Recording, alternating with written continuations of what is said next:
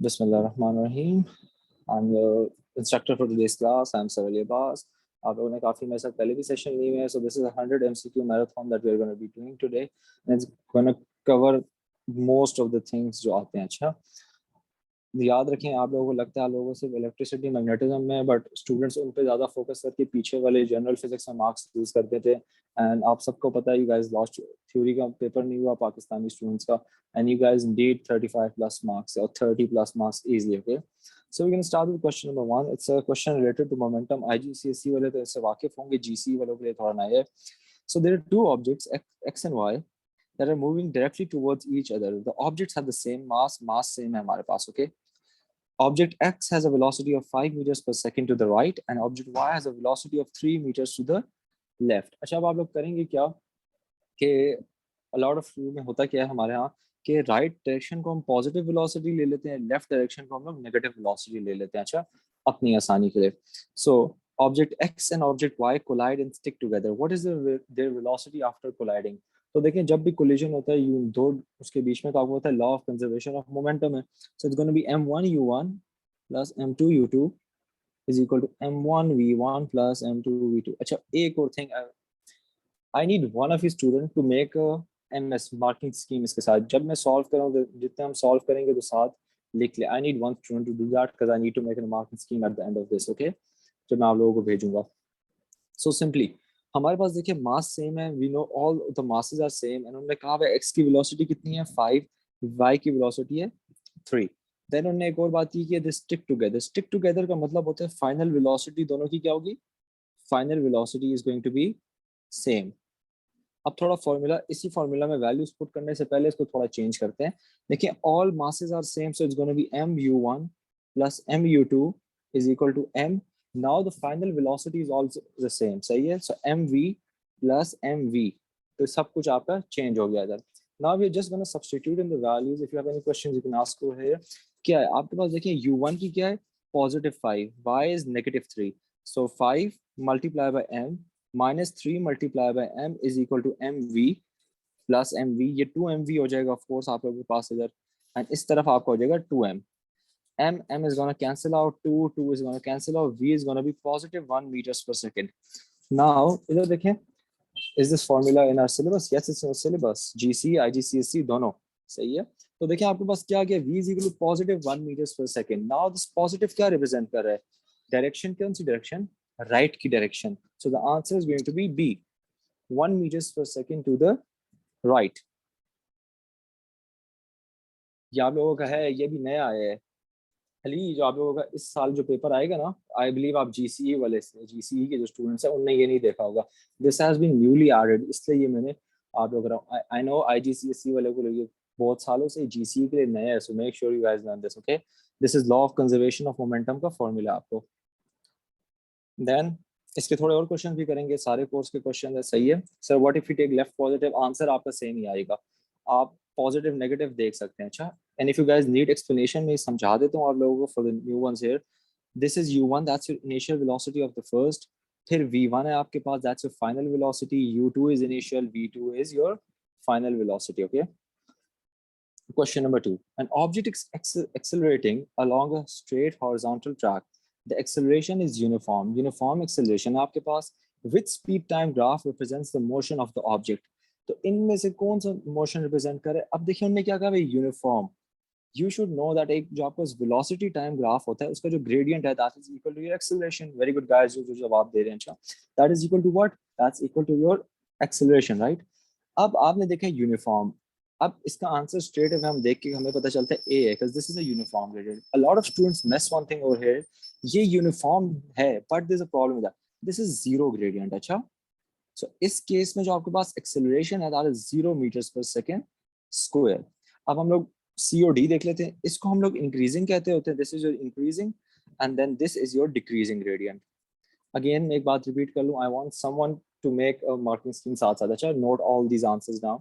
I believe Hanan, if you could do that, I am pretty sure आप पूरे through the session बैठेंगे. See सही है. A planet orbits the sun.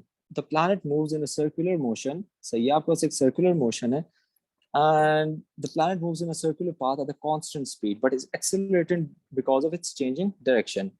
in which direction does the resultant force act to cause this acceleration? तो जब भी याद रखना आपको, जब भी सर्कुलर मोशन होता है, जो रिजल्टेंट फोर्स होती है that is always towards the centre. इसका भी आपका डायनामिक्स में ये इंक्लूडेड है. इसकी वेरी गुड गाइस, सब जवाब देने. Yes, this is your called your centripetal force.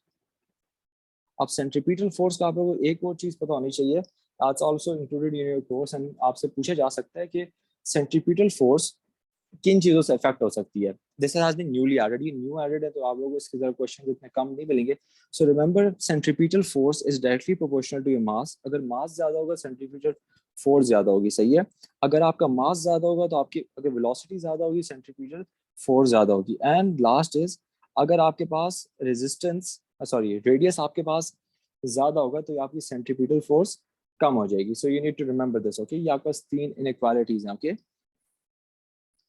ये याद रखें आप लोग. अच्छा, सही है गाइस, जरा इतनी ज्यादा बातें करने की जरूरत नहीं है आप लोगों को. अच्छा, जरा प्लीज फोकस ऑन दिस. 4. अच्छा, a stone of a mass of 0.12 kg is fired from a catapult. The velocity of the stone changes from 0 to 5 meters per second in 0.6 seconds. Okay, what is the average resultant force acting on the stone while it is being fired? Achha, for a question like this, you can do this in 2 ways. You can either do it by F is equal to ma, or you could also do it by F is equal to change in momentum divided by time. किस formula से मैं आप लोगों को करवाऊं? क्या आप लोगों को, आई बिलीव इस फॉर्मूला से करवा दूं, because this is new and you should be aware of this, right? अच्छा, देखिए फर्स्ट वन से तो बहुत आसान है, दोनों से कर लेते हैं. देखिए सब, first of all we need to find the acceleration. So what's the acceleration? Acceleration आपका is v minus u divided by t, right? So what's your final velocity? Pretty simple, 5. Initial velocity आपके पास 0 है. The time is 0.6 seconds, so that's going to be 5 divided by 0.6. आपके पास हो जाएगा 53 by 3. Okay, sorry, 25 by 3. आपके पास acceleration आ गई. F is equal to ma. A आपके पास 25 by 3 and mass is going to be 0.12. So multiply by 0.12 and your answer is going to be A. However, हम इसको question को दोनों दूसरे formula से भी कर लेते हैं कि आप लोगों को पता हो अगर उस कुछ सवाल आ जाए. That is F is equal to change in momentum divided by time. Now you all should know that change in momentum is equal to mv minus mu divided by t. Formula pretty simple. Okay, again मास आपके पास 0.12 है, आपको final velocity v है, initial 0 है. v final होता है, u initial होता है. सो m is going to be 0.12, v is going to be 5 minus 0.12 multiply by what? You are going to left with 0 divided by time and the r is 0.12. Again इससे भी आप लोग देखेंगे answer 1 आएगा. So is this clear everyone? Clear हो गया? Perfect. फिर आपको देखें दोनों फॉर्मूले से. वेरी गुड मास, इतना लंबा लंबा लिख रहे हैं.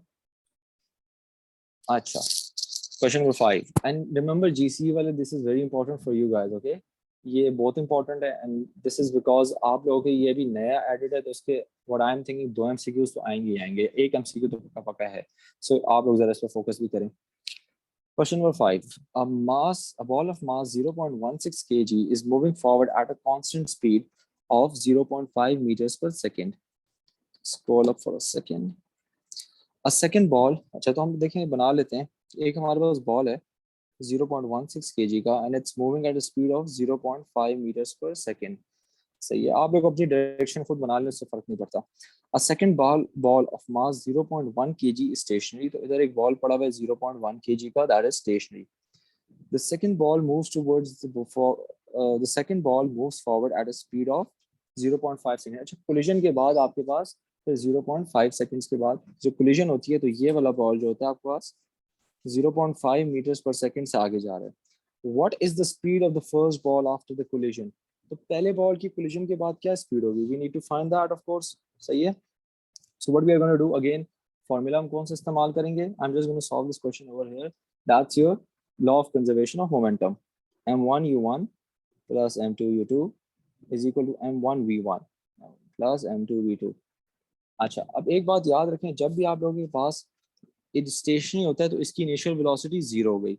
अब इसको करते हैं, मास इसका 0.16 है, इनिशियल स्पीड इसकी 0.5 है, plus m2 this is 0.1 u इसका ऑफ कोर्स 0 है तो 0 कर देंगे। फिर हमारे पास m1 v1 है। Okay, now what we are going to do with m1 v1, m1 is going to be what, ये again 0.16 multiply by 0.5 and I'm just going to write it down over here.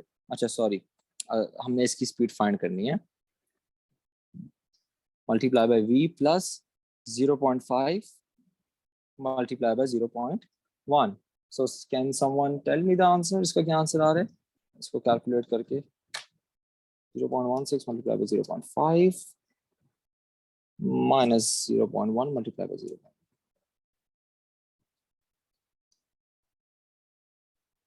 B answer आ रहा है आपका, सही है।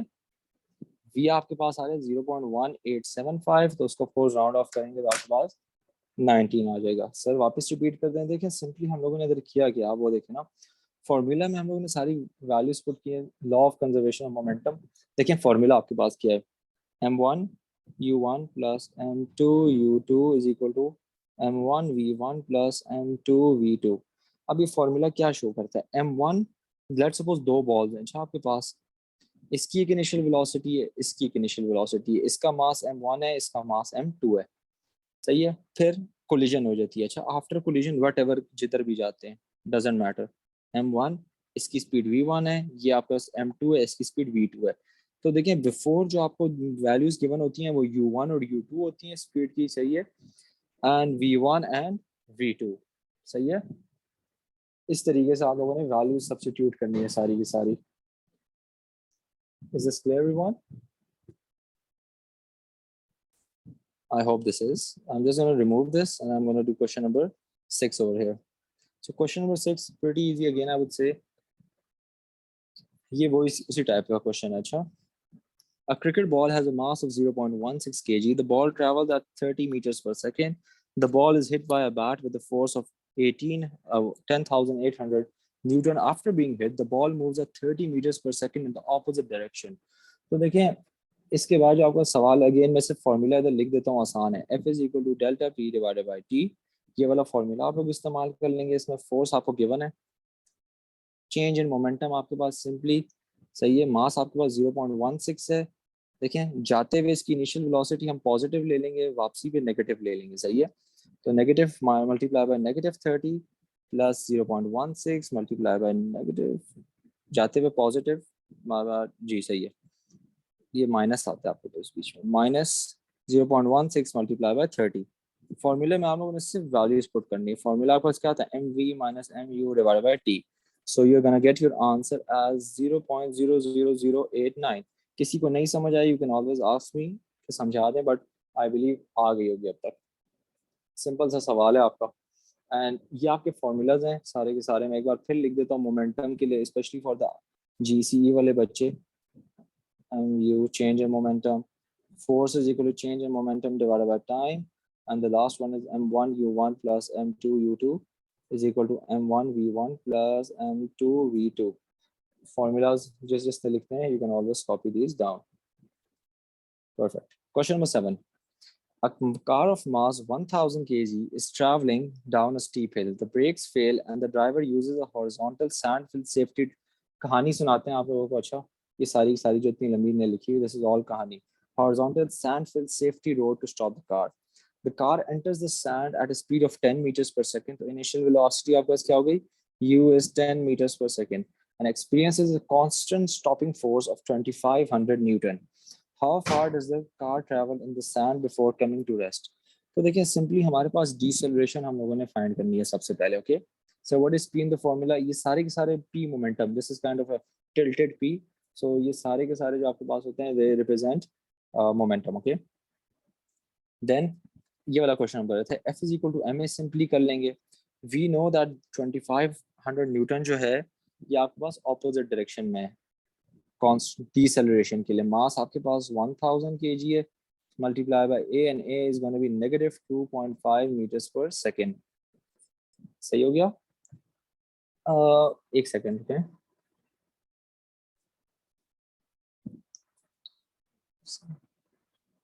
इधर 100 से ज्यादा students नहीं ज्वाइन कर सकते, आई don't know why. I bought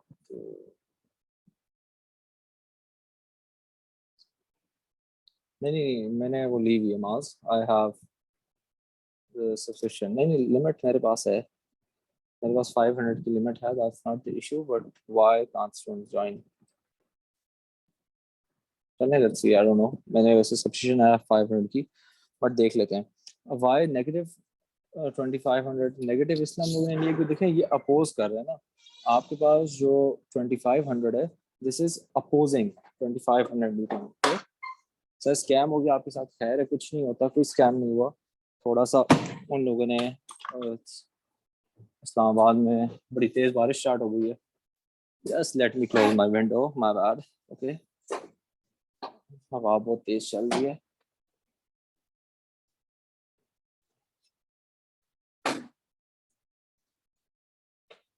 Just give me a second.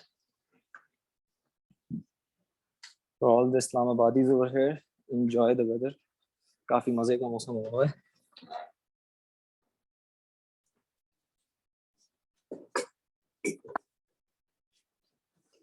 अच्छा, आगे सिंपली हम लोगों ने देखें क्वेश्चन में क्या करना है।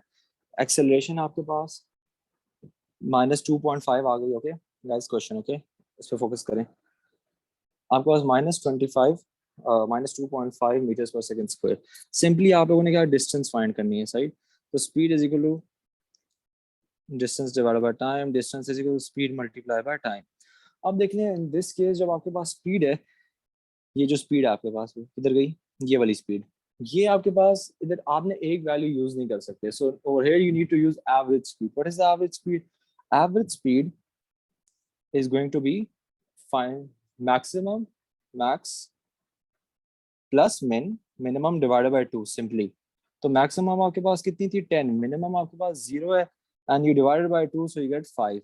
okay, simply 5 आपके पास आ गया। 5 आपके पास एवरेज स्पीड है, you use average speed over here, 5 multiply by time। Time आपके पास कितना आ जाएगा? टाइम इसमें हम लोगों ने नहीं फाइंड किया अभी तक, तो इट्स गोना टेक। एक्सेलरेशन हमें मिल गई, हम लोगों ने टाइम भी फाइंड करना है, सही है। So a is equal to v minus u divided by t. Acceleration -2.5, v is 10, -0 divided by t, and t is going to be 4। तो हम लोगों ने इधर 4 यूज करना है, and we are going to get 20। चलिए यार, आप लोग चैट बॉक्स में क्या कर रहे हैं? सबर करें एक सेकेंड, एक सेकेंड, एक सेकेंड, हाँ सेकेंड।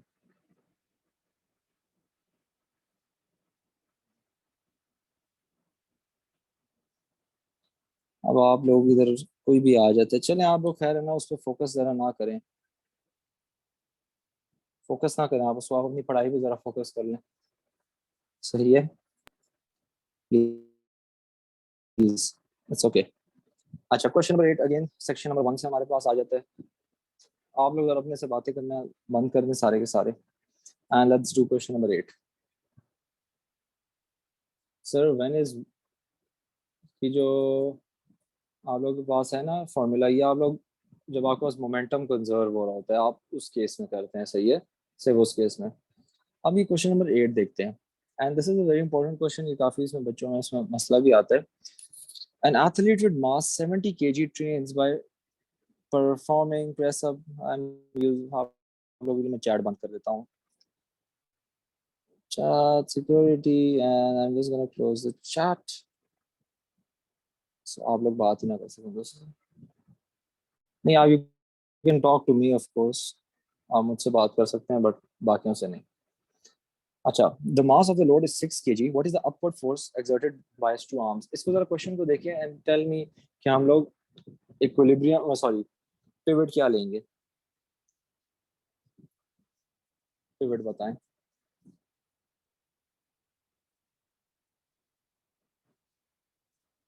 फिर जरा आप लोग जरा बातें जो बाकी बाकी जिसने बोलना है बोलने दें, आप क्या टेंशन लेते हैं औरों पे?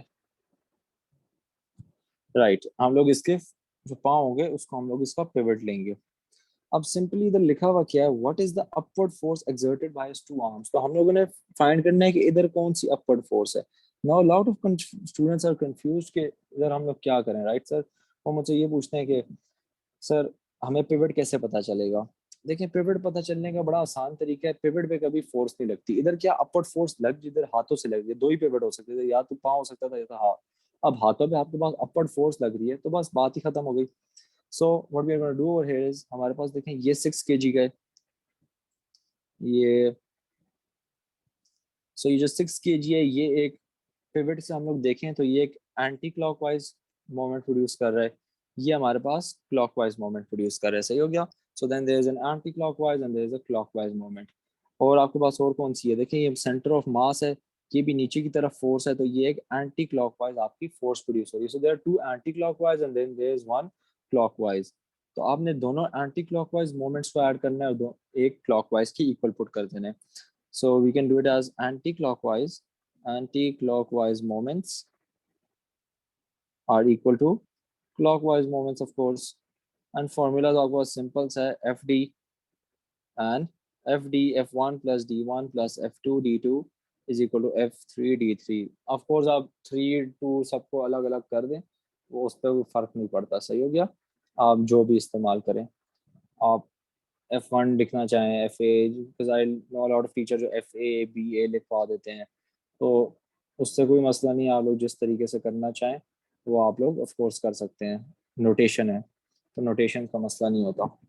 Now what you need to know here is moment का फॉर्मूला कोई पूछा है तो that's F multiply by D, where F is your perpendicular force and D is your perpendicular distance from the pivot. सही है, तो आपका perpendicular distance from the pivot जो होती है that's going to be your D। अब simply moment का हम लोगों ने वैल्यूज पुट कर लेनी है। हम जस्ट क्लियर दिस आउट। हम लोगों ने ये वाली फोर्स फाइंड करनी है, ये हमें 6 गिवन है, राइट। अच्छा अब 6 डाउनवर्ड है तो 6 kg है, इसको हम लोग इसकी फोर्स लेंगे तो that's going to be 60 newton. Okay, mass आपके पास नीचे 70 kg है, इसको हम लोग वेट इसका फाइंड करेंगे, so that's going to be 700। Okay, of course 700 newton. अब 700 न्यूटन को हम लोग जब करेंगे, सही हो गया, and we just gonna substitute in the values, pretty easy. 700 हमारे पास ये हो गया, D1 हमारे पास कितना है 0.9 distance from the pivot, plus F2 that's your 60। D2 हमारे पास कितना है 0.9 प्लस 0.3 1.2। F3 हमारे पास सिंपली कितना हो जाएगा, F3 हमारे पास ये अपवर्ड फोर्स जो हमारे पास क्लॉकवाइज है, F3 मल्टीप्लाई बाय 0.1 पॉइंट, ये total distance from the pivot 0.9 plus 0.3 plus 0.1, तो ये कितना हो गया 1.2 1.3 1.3। So 700 multiplied by 0.9 plus 60 into 1.2 minus minus नहीं डिवाइड कर लेंगे, सिंपली डिवाइड बाय 1.3 एंड आपके पास आंसर आ जाएगा।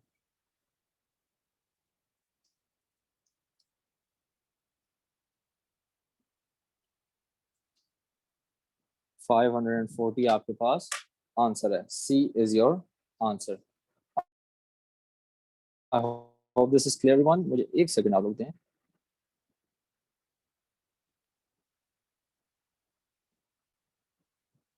थोड़ा सा जरा एक दो स्टूडेंट्स को किक आउट करना है, तो आप लोग मुझे जरा उसका थोड़ा टाइम दे दें।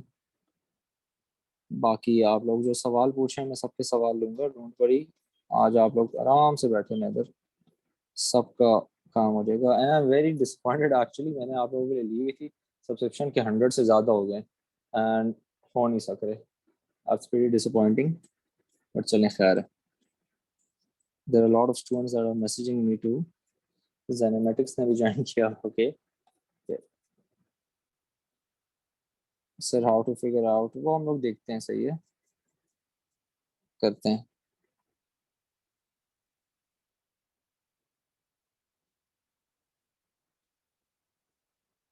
So you guys can message me again in the everyone chat। आप लोग रिकॉर्डिंग को थोड़ा छोड़ दें अभी के लिए। पिवट हमें कैसे पता चलेगा, देखें सबसे पहले जिधर फोर्स नहीं लगती ना वो पिवट होता है। इस केस में दो ही पिवट हो सकते थे, या तो पाँव या तो हाथ। तो देखें हाथों पे आपके पास नहीं लग रही सिंपली, सही है, फोर्स ही नहीं लग रही, तो फोर्स उधर नहीं होगा। देन क्वेश्चन नंबर 9 अगेन थोड़ा सा इसी टाइप का क्वेश्चन है। The diagram shows a trolley used to transport a load of 400 newton. Okay, the force F is vertically downward is needed to balance the trolley as shown. The center of mass of the trolley is vertically above the pivot। अच्छा एक और चीज, जी एक मेरी बात याद रखें, आप लोग अभी हम लोग जितने पुराने क्वेश्चंस करेंगे, जो कोर्स में पुराने क्वेश्चंस थे उनकी आपके पास 10 थी। अच्छा, जी की जो वैल्यू है, अब जो आप लोगों के पास जी की वैल्यू आएगी दैट्स गोइंग टू बी 9.8। अब जो आप लोगों ने यूज करनी है वो 9.8 यूज करनी है। हाउएवर एमसीक्यूज में इतना फर्क नहीं पड़ता, ये तो थ्योरी की बातें थी, मैंने उस टाइम पे भी बताई थी आप लोगों को। बट अब आप लोगों ने सिंपली इसको 9.8 इस्तेमाल करना है। अगेन क्वेश्चन करते हैं, हम लोगों ने एफ की वैल्यू फाइंड करनी है। दिस इज वेरी सही है, इरफान करते हैं, आफ्टर सेशन व्यू देखते हैं जो हम लोगों ने डिस्कशन करनी है व्हाट्सएवर। तो देखिए अगेन हमारे पास ये पिवट है।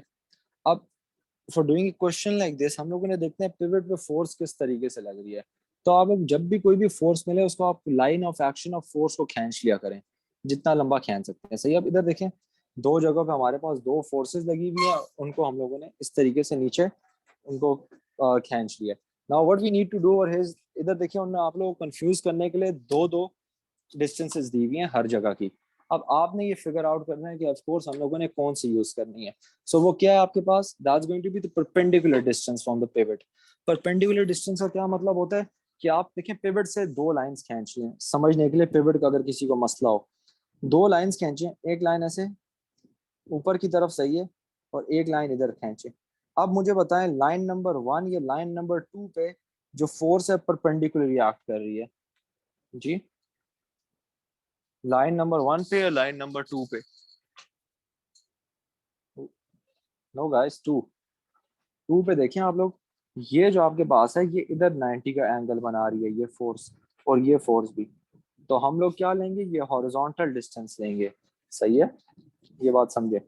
अब तो बहुत सिंपल हो गया सवाल आप लोगों के। एफ आपके पास गिवन है, डी आपको पता है, इधर भी एफ आपके पास गिवन है, डी पता है। F1 D1 is equal to F2 D2, anti clockwise is equal to clockwise. F1 हम लोगों ने फाइंड करना है, डिस्टेंस 40 है, F2 हमारे पास है 400, डिस्टेंस 15 है, 10, and F is gonna be 115 Newton. अच्छा, अब देखिए अगला काफी मैंने आसान सा सवाल लिखा हुआ है। सही है, so it's saying the maximum capacity for the meeting has been reached. I'm sorry guys, जो अच्छा, उसके बाद 10 हम लोग कर लेते हैं। A horizontal force pulls a box around a horizontal surface. The box gains 30 joules of kinetic energy and 10 joules of thermal energy is produced by the friction between the box and the surface. How much work is done by the force? ये आप लोग answer बताएं, क्या answer होगा। देखें 30 Newton आपके पास, 30 joules kinetic energy box की increase हुई है, तो बॉक्स को कितनी 30 जाउल्स ऑफ काइनेटिक एनर्जी मिल गई। सही है, एंड उसके बाद हमारे पास क्या है, 10 जाउल थर्मल एनर्जी रिलीज हुई है। So we got just gonna add कितनी एनर्जी इंक्रीज हुई है, कि किसी ने एनर्जी लगाई थी तो एनर्जी रिलीज हुई है, right, simply 40। And this is a very important concept जो आगे हम लोग करेंगे। सही है, क्यों ऐड करेंगे, देखें बॉक्स ने 30 गेन की और 10 लूज की। पहले तो जीरो थी ना, पहले उसके पास जीरो थी, जीरो में से 30 उसने गेन कर दी और 10 गेन करते हुए लूज कर दी। सही है, तो सिंपली 30 प्लस 10 आपके पास 40 आंसर आ जाएगा।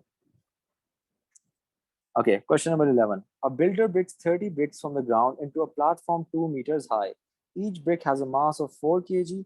What is the work done against gravity by the builder in lifting the block? अच्छा, ये मेरी बात याद रखें गाइस, आप लोग जरा प्लीज,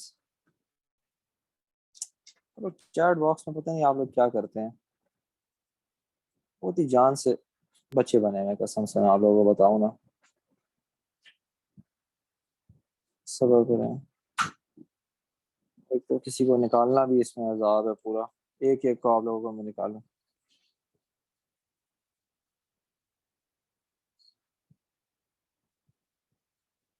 एंड दूसरा कौन था,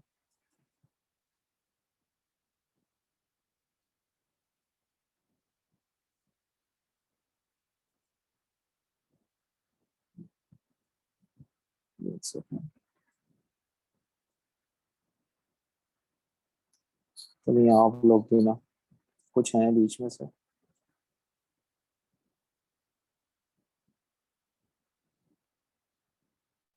लेट्स होप कि आप लोग इंसान में, खैर आगे देखते हैं।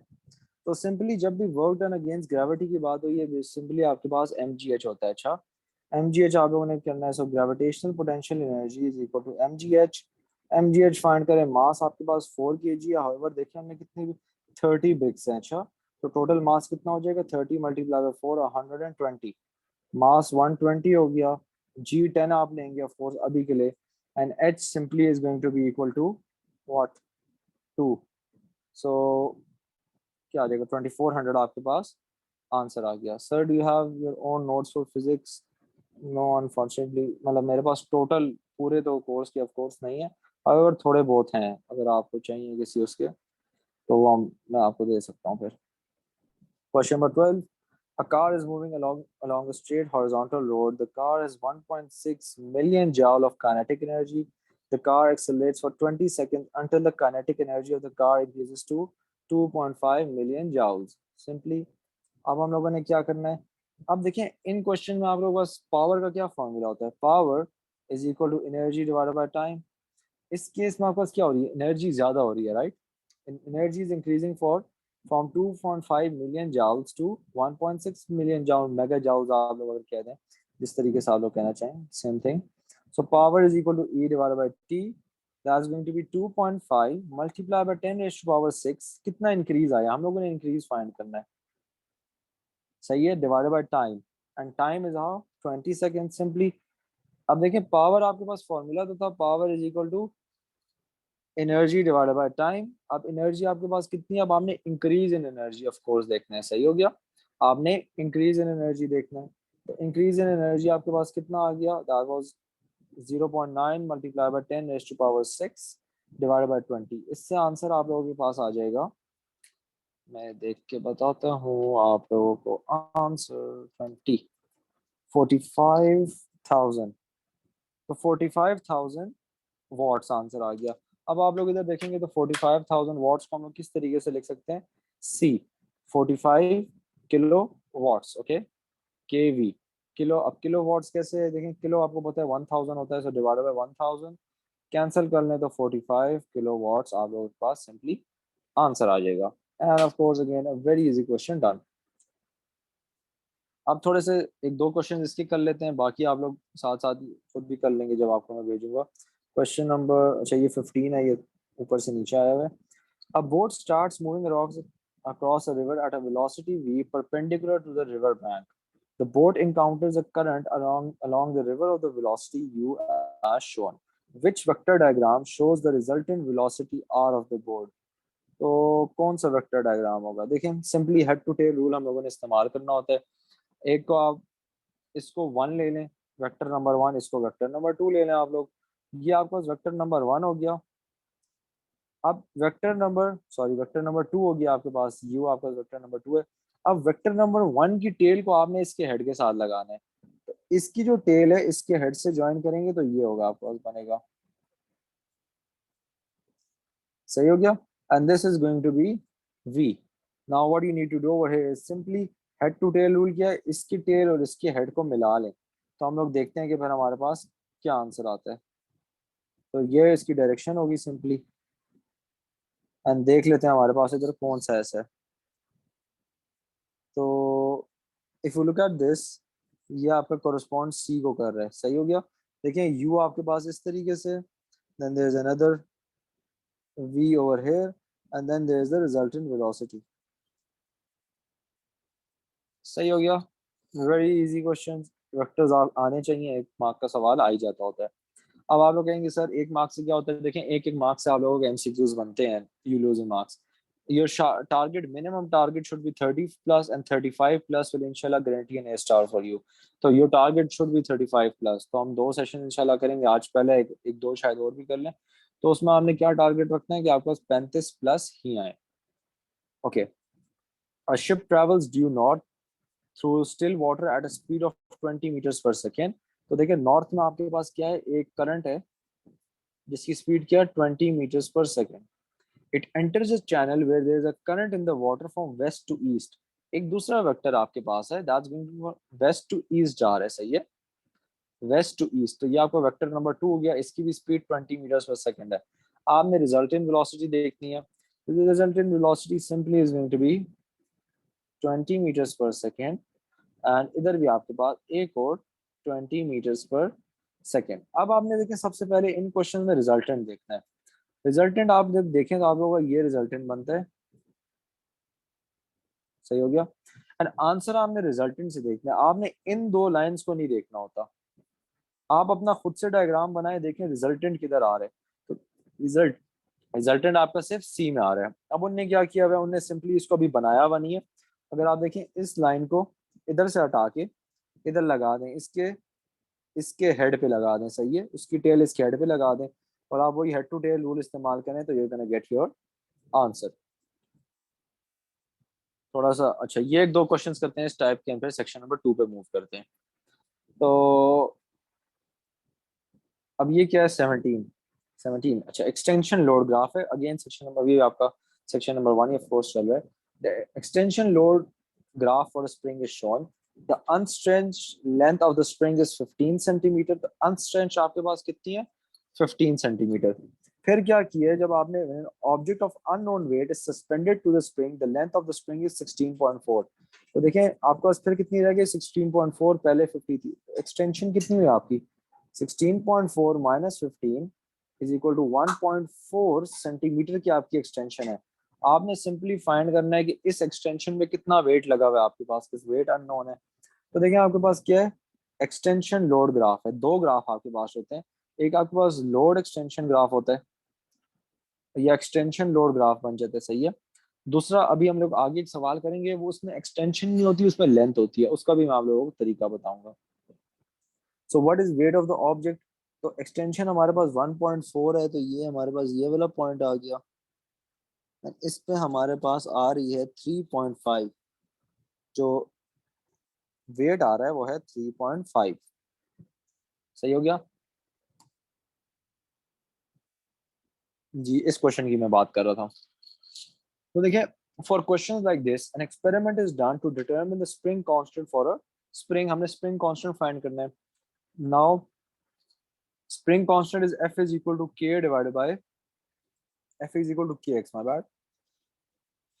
F is equal to KX and K is equal to F divided by X, सही हो गया।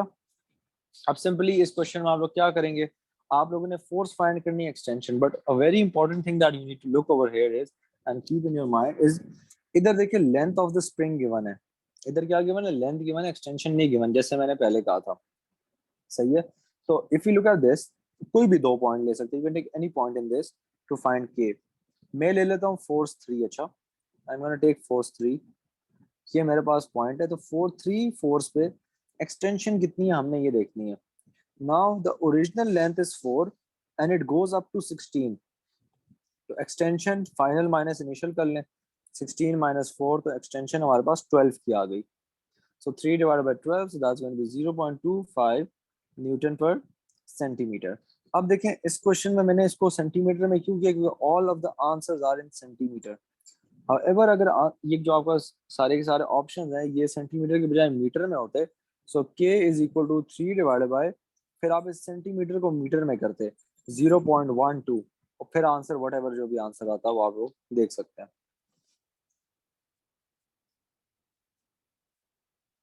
अच्छा, ये क्वेश्चन करते हैं 20।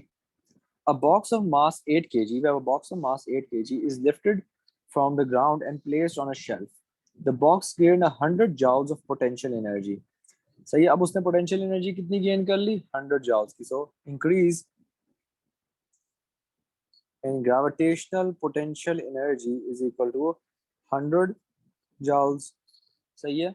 अब 100 joules के बाद आपके पास क्या है, क्वेश्चन ये, the box falls off the shelf, air resistance can be ignored, at what speed does the box hit the ground. हम लोगों ने सब ये देखना है, और ये बड़ा आसान क्वेश्चन है, इसको याद रखें, law of conservation of energy सबने पढ़ा हुआ है। जो टोटल एनर्जी होती है आपके पास वो कांस्टेंट होती है हमेशा। तो देखिए जब एक कोई चीज है इस हाइट से गिरती है, तो उसकी जो सारी ग्रेविटेशनल पोटेंशियल एनर्जी है converts into its kinetic energy, सही हो गया। Simply what we are gonna do is we are gonna put this, that's its kinetic energy, इसकी kinetic sorry gravitational potential energy है, equal to its kinetic energy. क्योंकि हम लोगों ने speed find करनी है, एंड इसको मैं फिर से इधर लिख लेता हूँ, is equal to kinetic energy. Gp is your gravitational potential energy, Ke is your kinetic energy. So gravitational potential energy कितनी है हमारे पास 100, मास हमारे पास 8 है, v square is going to be जो हमने फाइंड करना है, so 200 divided by 8 under root v is going to be 5 meters per second. So in this case what you need to always remember is कि आप लोगों के पास जो, अच्छा आई नो आप लोग मुझे मैसेज कर रहे हैं, अभी जरा मैं मैसेजेस थोड़ी देर के लिए नहीं देख रहा, सही है, तो जरा थोड़ा खैर है, उसके लिए सब्र कर रहे हैं, थोड़ा सा मैसेजेस देखते हैं फिर। सिंपली ये हमारे पास आ गया, and very easy, it's very easy question of course. आप लोग अगर देखें थोड़ा कॉन्सेप्ट हो आप लोगों को तो आप लोग इजीली ऐसे क्वेश्चंस को कैटर कर सकते हैं। एक लास्ट क्वेश्चन करते हैं इस सेक्शन का, and then will move on. Okay, section number 2 पे जाते हैं। Section number, a box of mass m slides down slope of length l, okay, simple, against a frictional force F. It descends a vertical height d. As the box slides down the slope, it loses gravitational potential energy and it does work against the friction. Which row gives the loss in gravitational potential energy and the work done against friction? एक बात याद रखें, जब भी gravitational potential energy की बात करते हैं, एम जी एच जो है, ये एच जो आपके पास है ये है वर्टिकल, वर्टिकल हाइट,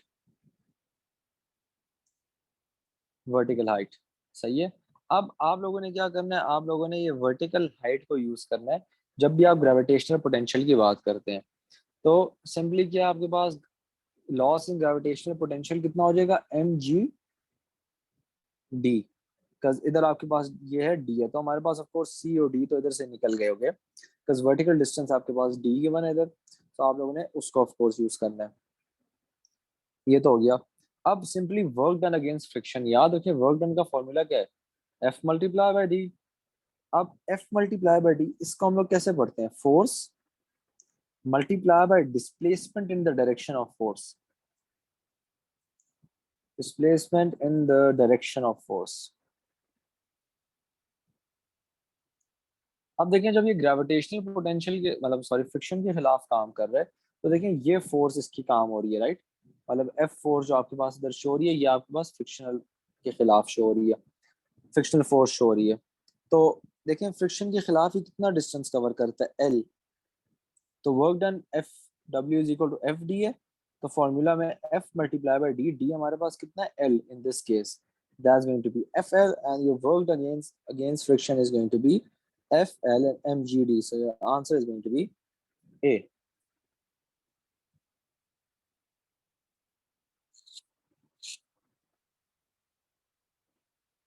अच्छा,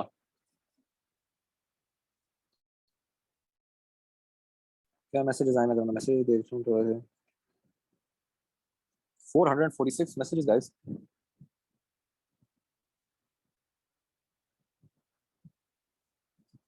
फजूल से मैसेजेस हैं आधे से ज्यादा, चलो but however doesn't matter. Where can you find this recording? It takes time but it's uploaded on my YouTube channel, उस पर भी आप देख सकते हैं। Secondly what you can do is this is my number, you can message me on my number. I don't prefer that, आप लोग अगर डिस्कशन ग्रुप्स से नहीं है तो जिस दोस्त के थ्रू आप आए हैं उस दोस्त से कहेंगे आपको डिस्कशन ग्रुप्स की लिंक भेज दें, यू कैन जॉइन दोज, और उधर आप लोगों को मिल जाता है ये सारे के सारे। 24, an object is 20 centimeter below the surface of a liquid, the density of the liquid is 1200 kg per meter cube, what is the pressure on the object due to the liquid?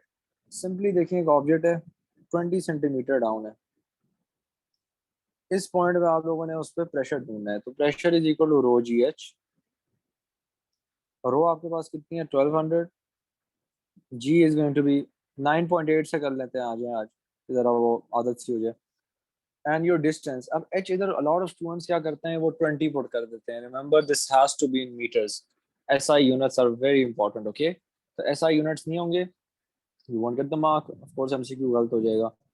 तो 20 centimetre को हम लोग 0.2 लिखते होते हैं, so that's going to be 1200 multiplied by 9.8 multiplied by 0.2, 2352, which corresponds to 2400 pascals.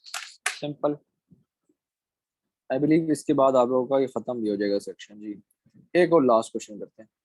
The diagram shows 3 glass containers, all three contain water filled with the same vertical height h।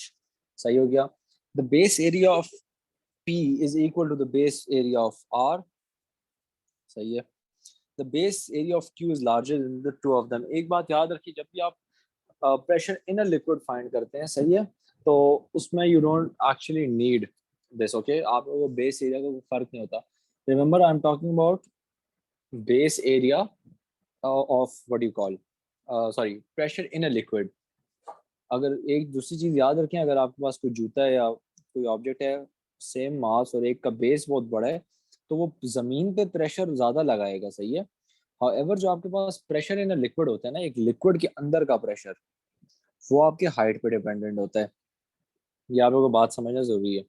तो student one क्या कहता है, says that the pressure of base R, सही है, is more than the pressure at base P. अब देखिए उन्होंने एक बात की हुई है कि सबकी हाइट सेम है, तो सबकी height, the pressure at the base होगा वो भी सबका सेम होना चाहिए। उसके बाद दूसरा आपके पास क्या है, student two says that the pressure at base Q is less than the pressure at base P. वो कहता है क्यू का पी से कम है। अगेन वही बात हो गई कि हाइट सेम है, तो दोनों गलत हो गए। Student 3 says that the pressure of at all the three bases is the same. So 3 is only going to be correct. Formula देखें ना आप लोग, सारी बात formula की होगी। Pressure is equal to rho H, and जब H आपके पास constant है तीनों के लिए, तो then doesn't matter, okay? Okay. Thermal energy. इसके भी थोड़े questions करते हैं कि आप लोगों को clear हो जाए।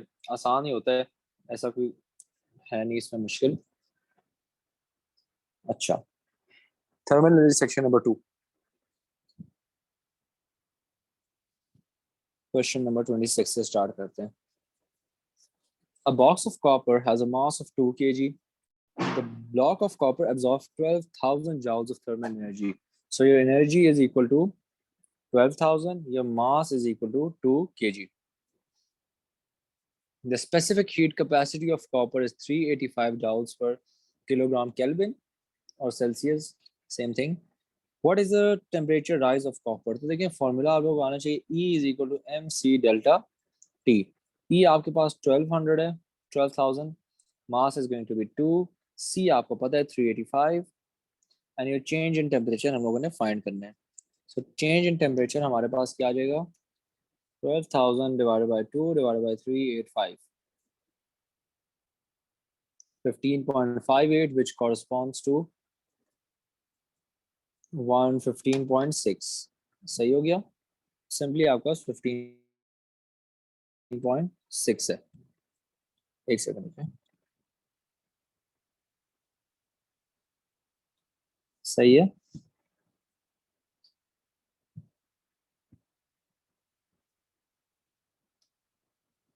इसके बाद हम लोग आगे भी जाके भी क्वेश्चंस करते हैं, थोड़ा थोड़ा होले होले करें, सारे करेंगे।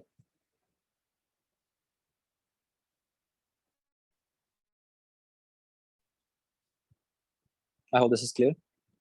सही हो गया। उसके बाद आप लोगों ने क्या करना है, हम लोगों के पास सेकंड है 27। लैटेंट का थोड़ा करते हैं, पहले जरा और देखते हैं, थोड़ा थर्मल कंडक्शन के बारे में बात कर लेते हैं। 29।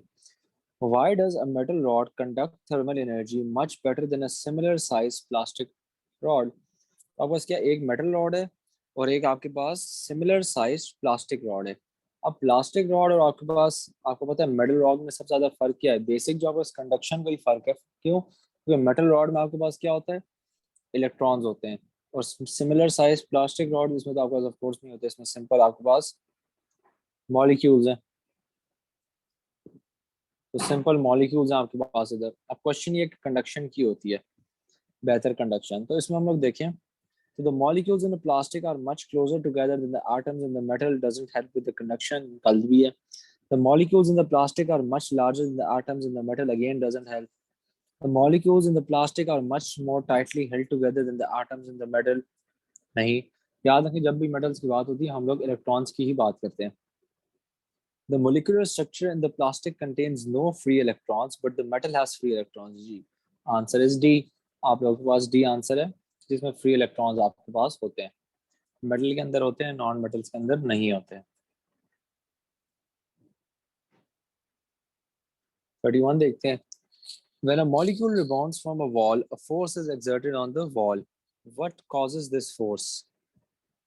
देखिए हम लोगों ने फोर्स के दो ही फॉर्मूले पढ़े थे, F is equal to ma and F is equal to change in momentum divided by time. तो ऑफ कोर्स हम वो वाला देखेंगे जिसमें आपके पास चेंज इन मोमेंटम हो रहा हो। अब चेंज इन मोमेंटम किधर हो रहा है, किस आंसर में? Simply C, the kinetic energy gained by the molecule, and दूसरा वाला आपके पास है, ये भी गलत है, the kinetic energy lost by the molecule, and D is the change of speed of the molecule. तो आपके पास जो चेंज ऑफ मोमेंटम होता है उसकी वजह से ही सारा इशू आता है, सही है।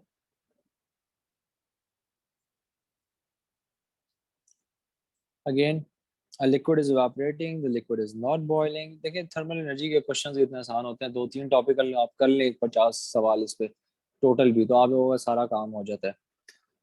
एंड उनने क्या कहा है, liquid is evaporating but it is not boiling. Which statement about the liquid is correct at the instant in time? तो ऑफ कोर्स देखिए इसमें हम लोग देखें evaporating और लिक्विड में फर्क हम लोगों को देखना है इस क्वेश्चन में। एनी, अच्छा पहला क्या है, evaporating की बात करें, अच्छा बॉइलिंग की नहीं करनी हम लोगों ने। Any molecule can escape from any part of the liquid। याद रखें any part नहीं होता, only the surface। part B आपके पास क्या है, simply any molecule can escape but from the liquid surface।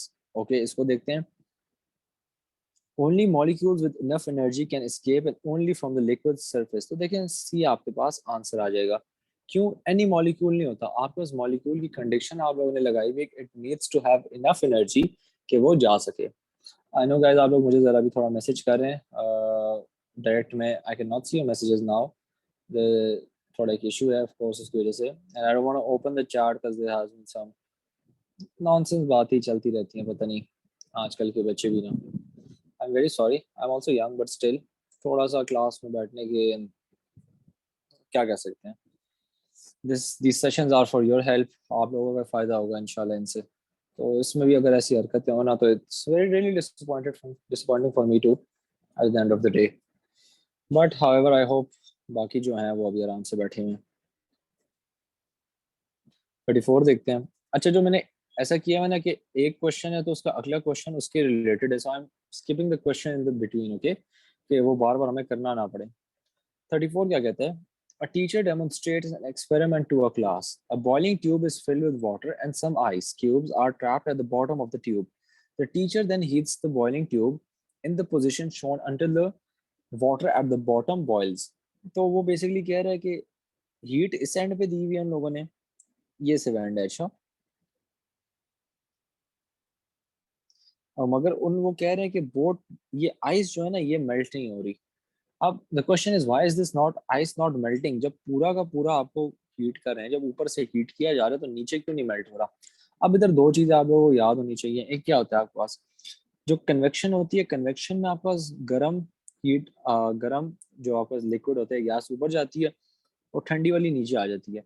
अब इन इस केस में जब मैं इधर हीट कर रहा हूँ तो इधर से आपके पास जो ठंडी ठंडा लिक्विड है वो ऊपर जाएगा, और इधर से ही ये वापस आके फिर गर्म होके ऊपर चला जाएगा, सॉरी गर्म ऊपर जाएगा, ठंडा वापस ऊपर जाएगा, ठंडा होके नीचे आएगा फिर। तो कन्वेक्शन आपके पास इधर ऊपर ही चल रही है। हाँ, क्योंकि नीचे जो पानी जाएगा ना, याद रखें जो इधर आइस ने हीट होना है वो तो कंडक्शन के थ्रू होना है, कन्वेक्शन के थ्रू तो नहीं हो सकता। तो ने ये पूछा भाई ice does not melt, what does this demonstrate? तो water is a good conductor, तो गुड वाली चीज तो कभी सही होगी नहीं इसमें, अच्छा, क्योंकि गुड होता तो वो मेल्ट हो जाता, दैट वाज अ पार्ट, जो सारा लॉजिक है। But water is a poor conductor of thermal energy, C is going to be answer, it is a poor conductor. याद रखें वाटर जो होता है, लिक्विड्स होते हैं, they are poor conductors but they are very good convection, जो convection currents होती है उसमें वो बहुत अच्छा होता है, अच्छा। अच्छा इसमें किधर गए, 35, four campers are warming their food on a wire, sorry, not their food. They use different rods, each of the same dimensions, to hold their food near the fire. Which material is the best choice to prevent their hands from getting hot? अब इधर याद रखें insulator and conductor का आप लोगों के पास सारा concept इस्तेमाल होता है। आप लोगों ने इंसुलेटर होगा तो गर्म नहीं होगा, कंडक्टर होगा तो गर्म हो जाएगा, and that's the point over here. So your answer is gonna go for, we gonna go with D,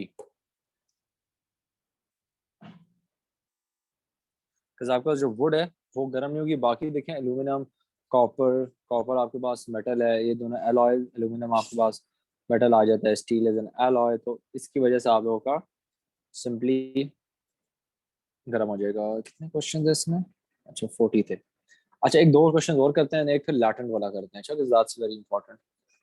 37, a sealed metal box contains a fixed mass of air. The sides of the box are insulated. A scientist investigates the thermal conductivity of air. She measures how quickly thermal energy passes between the top and the bottom. तो top and bottom के बीच में वो देखते हैं कि कितनी जल्दी energy पास हो रही है। Which row gives the correct procedure and conclusion. तो देखें प्रोसीजर क्या है, जो आपका एयर होती है थ्रू कन्वेक्शन, अच्छा वो ऊपर की तरफ जाती है, वो उसने क्या फाइंड करना है, थर्मल कंडक्टिविटी ऑफ एयर, कि एयर कितनी अच्छी तरीके से थर्मल एनर्जी को कंडक्ट करता है, सही है। अब इस क्वेश्चन में जो आप लोगों ने देखना है दैट इज, देखें गर्म आप टॉप को करेंगे या बॉटम को, that was the entire point of this question. Now you need to remember कि हॉट एयर ऊपर जाती है, so they need to heat up the bottom. तो इससे हमें पता क्या चलेगा, हमें वो पता है कि air is not a good conductor, liquid भी गुड कंडक्टर नहीं है, solids are the best conductors, okay. तो procedure is going to be the heat the bottom surface and the conclusion is going to be that air is a poor thermal conductor. B is going to be our answer. 38, 38 हम लोग देखते हैं। नमाज break होने वाली है guys, थोड़ा सा सब्र करें, अभी नमाज की ब्रेक भी देते हैं। इधर आगे आ गया, पूरी एक स्लाइड है आपकी नमाज ब्रेक की। अभी इस्लामाबाद में तो अजान होने में टाइम है 10 मिनट, तो मैंने उस हिसाब से रखा हुआ of course time. 38, the same quantity of thermal energy is supplied to each of the four blocks. Each block is made from a different material. Which block has the greatest thermal capacity? अब thermal capacity को आप समझना it's very important, और मेरे ख्याल में एक student ने भी पूछा हुआ था इधर, सही है, दैट्स मिनहाल ने पूछा था, आई रिमेंबर, कि सर थर्मल कैपेसिटी क्या होता है। ना thermal capacity is defined, and thermal capacity same material के लिए भी डिफरेंट होता है। Thermal capacity is defined as the energy needed to increase the temperature by 1 unit. Let's suppose 20 आपके पास डिग्रीज है, एक ऑब्जेक्ट है उसका 20 डिग्रीज है, कितनी एनर्जी चाहिए उसको 21 करने के लिए। अब सेम मटेरियल है, लेट्स सपोज स्टील का है, एक बड़ा होगा तो उसकी थर्मल एनर्जी ज्यादा हो जाएगी, उससे बड़ा होगा थर्मल एनर्जी ज्यादा हो जाएगी, और शायद एल्यूमिनियम, और एल्यूमिनियम बहुत छोटा होगा, सही है, aluminium is gonna be very small, but उसकी जो थर्मल कंडक्टिविटी है it's gonna be more than this big box of steel, because it needs more energy to change its, increase its temperature by just 1 degrees, okay।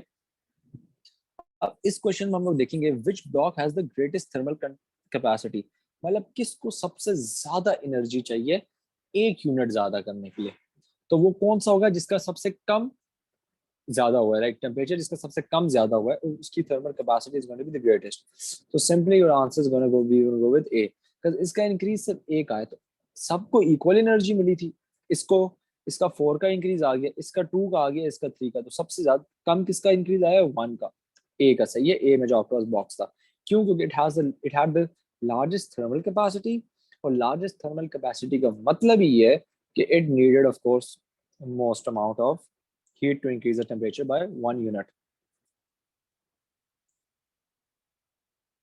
Again 39 वही चीज है। 40, अब bimetallic strip, थोड़ा सा मैंने कहा उसके भी हो जाए आपके पास एक्सपेंशन उसका। So a bimetallic strip is used to control the temperature of an electrical appliances. It is made of two different metal boxes, two metal boxes fixed together, okay। The diagram shows the shape of the bimetallic strip before and after heating. ये तो बहुत आसान सवाल है आप लोगों का, pretty sure आप लोगों ने किया भी होगा, काफी आप लोगों ने बार देखा भी होगा, आप लोगों के पास पेपर में आते हैं, दिस इज वेरी कॉमन, जब हम लोग पढ़ा भी रहे होते हैं बायोमेटेलिक स्ट्रिप पढ़ते हैं, मतलब दो, बाय का मतलब दो होता है, राइट, टू, सो बायोमेटेलिक दो मेटल्स को एक साथ जोड़ा हुआ है, उसकी एक स्ट्रिप बनाई हुई है आप लोगों के। So what statement is correct, हमारे पास पी एंड हमारे पास क्यू है, विच स्टेटमेंट इज करेक्ट। देखें जब हीट होगा तो याद रखें दोनों के दोनों एक्सपैंड करेंगे। अब हम लोगों ने देखा ज्यादा कौन एक्सपैंड कर रहा है और कम कौन सा कर रहा है। पहले आपके पास दोनों की स्ट्रेट थी, अब आप लोग देखें ये जो ऊपर वाला है metal P, this is relatively longer than metal Q, नीचे वाले से थोड़ा ज्यादा है, राइट, अगर आप लोग इसको गौर से भी देखें, सो दैट इज व्हाई जो आपके पास मेटल पी है that's gonna expand more and your metal Q is gonna expand less. So metal P expands more than metal Q on heating. C. And with that हमारा section number 2 भी खत्म हो जाता है. Now the section I was like, मुझे personally बहुत पसंद आता है सेक्शन नंबर 3 करवाने का, उसका मजा बहुत आता है बिकॉज इसके जो क्वेश्चन है those are very interesting and बड़ा मजा आता है. I see a few students asking for my number इस वर्कशीट में भी है, आप लोगों को मोस्टली का तो पता भी है. तो जो इंस्टा मांग रहे हैं, इंस्टा भी आप लोगों को मैंने ग्रुप में कितनी बार बताया हुआ है, तो बस ग्रुप से देख लीजिएगा. Section number 3, light and lenses. And हमारे पास क्वेश्चन नंबर 50 के बाद नमाज ब्रेक है. अच्छा, सो डोंट वरी, अभी नमाज ब्रेक भी करेंगे, इंटरवल 10 मिनट्स ब्रेक. ओके, तो 10 मिनट तक ही हो जाएगा, 7:15 तक मैं आपको ब्रेक दे दूंगा इंशाल्लाह. I would like all of you to read this question. Okay,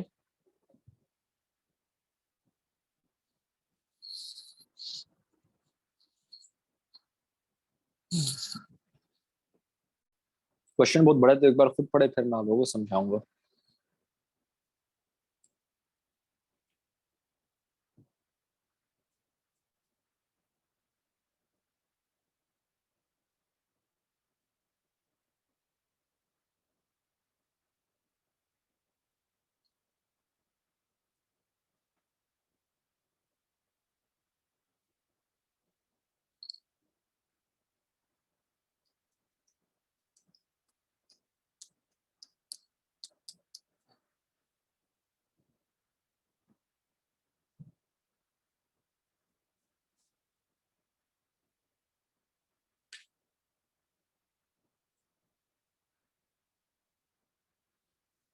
question काफी लंबा है. किसी ने उस दिन ये ग्रुप में पूछा था, तो समवन वाज लाइक कि नहीं ऐसा सवाल आप लोगों के पास उसमें नहीं आता, क्या कहते हैं, जीसी में नहीं आता, ये आईजीसीएससी का सवाल है. This had nothing to do with GC और IGCSE. This had to do everything with your logic and concept. अच्छा, तो जिसका लॉजिक था, जिसका कॉन्सेप्ट था, देखो डू दिस, एंड जिनका नहीं था वो डर के सवाल ही देख के भाग गए. सही हो गया. तो इसमें सिंपली हम लोगों ने क्वेश्चन देखना है. अब क्वेश्चन क्या कहते हैं, मैम वेरी बेसिक इधर रूल इस्तेमाल हो रहा है कि आपके पास जो है लैम्प को शिफ्ट किया जा रहा है, rotate 1 degree Celsius, sorry one 1 degree not Celsius, my bad. इतने एमसीक्यूज करवा के खैर हो जाता है. तो the shaft and the mirror rotate only 1 degree. Okay, so आपका क्या आ गया, 1 डिग्री रोटेट किया है. और क्या हुआ, इधर से आपके पास लैम्प से जा रही है लाइट इस पॉइंट पे, and now it is being reflected back. Question ने ये पूछा हुआ है कि किस एंगल से वो डेविएशन किस एंगल से आ रही है, राइट. अब सबसे इंपॉर्टेंट पॉइंट जो इधर है आप लोगों के पास, वो आप लोगों ने ये देखना है, जब भी रिफ्लेक्शन होती है एक एंगल ऑफ इंसिडेंस बनता है, एक एंगल ऑफ रिफ्लेक्शन बनता है. तो ये देखें, 1 डिग्री इधर हो गया एंगल ऑफ इंसिडेंस, और एक आपके पास एंगल ऑफ रिफ्लेक्शन हो गया. तो एक एक डिग्री को मिला दें तो 2 डिग्री. एंड उनने दूसरी का सेंसिटिविटी. अब सेंसिटिविटी थोड़ा सा इधर लॉजिक लगानी पड़ती है, पढ़ाया ना भी गया ना, तो लॉजिक के थ्रू आप लॉजिक के बेस पे सवाल करेंगे. To achieve high sensitivity, what do we need to do? We need to keep it as far as, जितना दूर होगा याद रखें उतना आपका फायदा है, उतना उनका फायदा है. मतलब फायदा इन सेंस कि आपको हमें सेंसिटिविटी ज्यादा करनी है. तो जितना दूर आएगा थोड़ा सा आप चेंज करेंगे तो आपके पास बहुत ज्यादा एंगल चेंज हो जाएगा. You can think of this as, देखें ये छोटे से थोड़ा मैंने दूर रखा है तो 2 डिग्रीज इतना है. अगर मैं इसको बहुत ज्यादा दूर रखूं, अगेन अगेन मैं बनाऊंगा 2 डिग्रीज ही, बट देखिए वो कितना सेंसिटिव बन जाएगा, कितना ज्यादा. तो जितना दूर आपके पास होता है ऑब्जेक्ट, मतलब ये रिफ्लेक्शन शाफ्ट जितना दूर होगा इस पॉइंट से, उतनी ज्यादा आपकी सेंसिटिविटी होगी.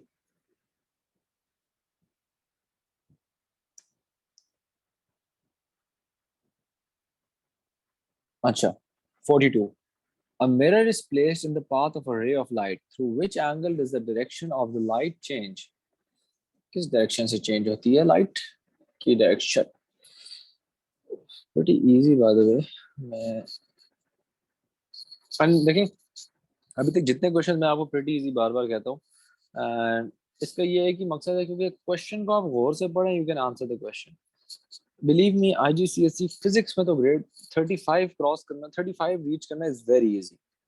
व्हाट, अच्छा, और दूसरी बात मैं आप लोगों को बताता चलूं while you do the question, you need to make sure कि आप लोग 2 यील्ड करें, सिर्फ 2 यील्ड करें. उसमें देखें आपके मार्क्स किधर कट रहे हैं. अगर आपके 30 से कम है तो मतलब आपको किसी टॉपिक में मसला आ रहा है. अगर 35 से ज्यादा है तो फिर तो जनरल क्वेश्चन जो बच्चे से गलत हो जाते हैं, तो उसका you just need to practice really. If you lie between 30 to 35, you need to do some topicals and you need to do some yearly. तो अपने को जरा खुद साथ साथ देखते रहे कि आप लोगों का क्या मतलब हिसाब किताब है. ओके, सो 42 देखते हैं. A mirror is placed in the path of a ray of light. Through which angle does the direction of the ray of light change? तो सिंपली हम लोगों ने देखना है किस डायरेक्शन से चेंज हो रही है. अब आपके पास ये आ रहा था इंसिडेंट रे जो आ रही थी आपके पास, simply this was at what. अगर हम लोग देखें ये जो आपका रे है लाइट रिफ्लेक्टेड रे. ओके, ये आपका 50 का एंगल इधर बन रहा था, ये रिफ्लेक्ट हो गई. सही है, रिफ्लेक्ट हो गया. इधर भी 40 का एंगल ऑफ रिफ्लेक्शन इसने बना लिया. ऑफ कोर्स 90 है तो आप लोगों को ये भी पता है कि ये भी 50 होगा. अब उसने ये कहा through which angle does the direction of the ray of light change. तो रिफ्लेक्टेड रे ये आपके पास पाथ था जिस पे उसने जाना था. चला किस पाथ पे गई, इस पाथ पे लाइट चली गई. What you need to do is you need to find this angle, ये पूरा एंगल. अब इस पूरे एंगल को फाइंड करने का तरीका ये है, सिंपली हम लोग देखते हैं. हमें पता है ये तो 50 है. We know that this angle is going to be 50. We need to find this remaining angle, of course. ये थीटा फाइंड करना है. इस थीटा को फाइंड करने का क्या तरीका है? You know this is 40, you know this is 40, you know this is 50. और ये आपके पास स्ट्रेट लाइन है. So 180 is equal to what? 40 plus 40 plus 50. I believe 50 answer आ जाएगा इससे भी, plus x, because ये थीटा लिख दें, whatever you want to write. The theta again is going to be what? 40 40 40 80 80 130 ji, minus करेंगे 50 ही answer आएगा आपके पास. सो ये भी 50 हो गया. तो एंगल कितना इन दोनों के बीच में, कितना एंगल आ गया? 100 degrees. Easy easy lemon squeeze, आसान. मोटिवेटेड रहे, सब ने स्टार लेना है. अच्छा, स्पेशली जिनने मुझसे पूरा साल पढ़ा उन्हें तो लेना ही लेना है, वरना कोई माफी माफी नहीं है. तो आई see a lot of students है जो मेरे वाले थे. सही है सही है. अच्छा, थोड़ी देर 5 more minutes and then नमाज ब्रेक लेते हैं. Okay. Radiation from the sun is dispersed by the prism. The prism does not absorb any of the radiation. 4 identical thermometers are placed, each at one of the labeled positions. In which position does the thermometer show the greatest rise in temperature?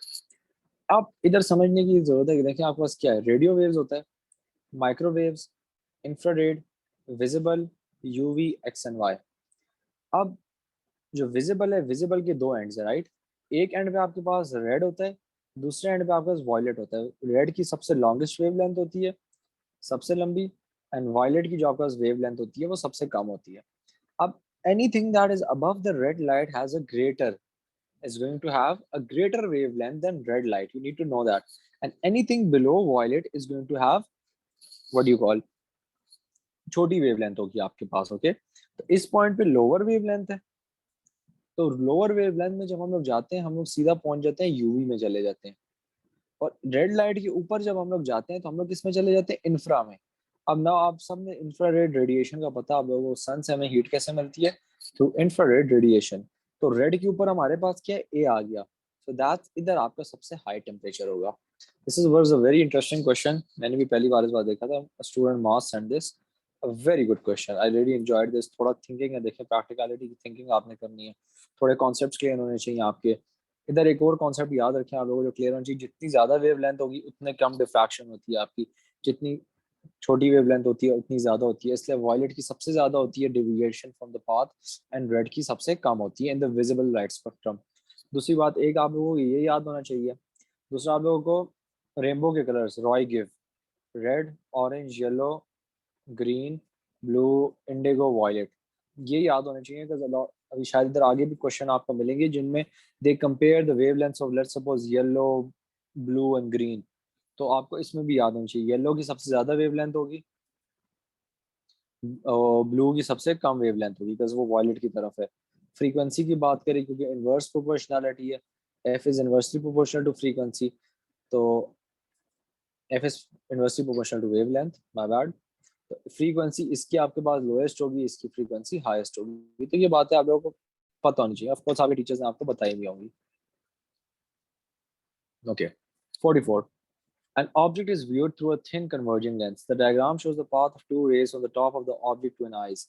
What? How does the image compare with the object? Simply, देखिए क्या करेंगे आप लोग, इनको lines तो उनने ही आपके लिए खींची हुई है आसानी के लिए, तो इधर आपकी दो लाइंस खींच जाती हैं इस तरीके से। इधर आप लोग अपना ऑब्जेक्ट बना लें। अब आप इस ऑब्जेक्ट को देखें, ऑब्जेक्ट क्या है। सबसे पहले तो आपको नजर आ रहा है कि ये लार्ज है, और देखें क्योंकि ये सीधा है, सीधा है, तो सीधे को हम लोग क्या कहते हैं, अपराइट। और जब उल्टा हो जाता है तो दैट्स योर इन्वर्टेड, सही है।